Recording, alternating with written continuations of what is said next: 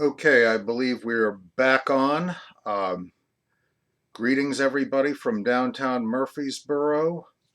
Uh, it is Sunday in the mid-afternoon. By the time you see this, it'll be early in week 4. I hope everybody has had a good weekend and your week is off to a good start. This is our week 4 introduction and overview for English 1020. Just a couple of quick notes for this upcoming week. To begin, news for everyone really, but especially the online students. I've established contact with our instructional technology division, so we should have recording capacity restored. I was able to record classes in week 3, but not week 2, so that's just an extra resource for those of you who want to, an additional means of keeping current and want to keep current and need some sort of visual means to do so. You have an additional resource to seek clarification about assignments and about the schedule and whatnot. For those who are in the in-person section meeting on Wednesdays and Fridays, you also have a means to keep current on those occasions when you do miss class, when you aren't able to be physically present. So that's the first note. The second is that I've refined my ungrading policy. I'm going to ask you to take a look at that. That's linked on the homepage below, and I will put it elsewhere on your content page so you'll have access to it.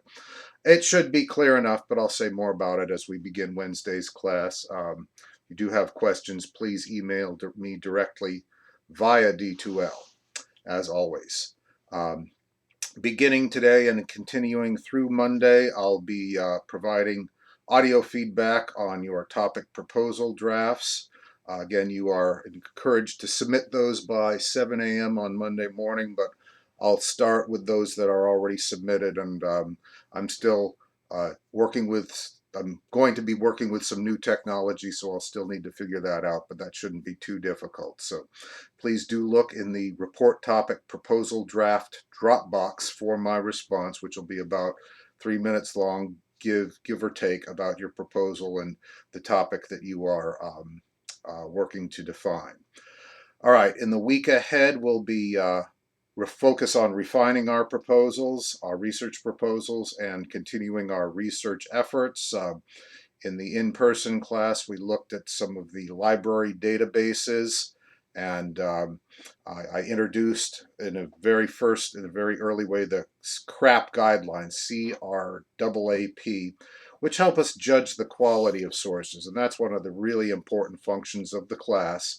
It helps us to distinguish between materials that are identified, that the author is taking responsibility for and using appropriate means to demonstrate that the information is valid and truthful and authentic and comes from other verifiable sources, distinguishing between that information and the things that you might more readily find on a basic internet search, which can come from somebody's unedited blog post or perhaps a less verifiable source, something like that along those lines. So we'll be focusing on MLA and APA documentation. I'll have some readings for from the course text about locating good information resources.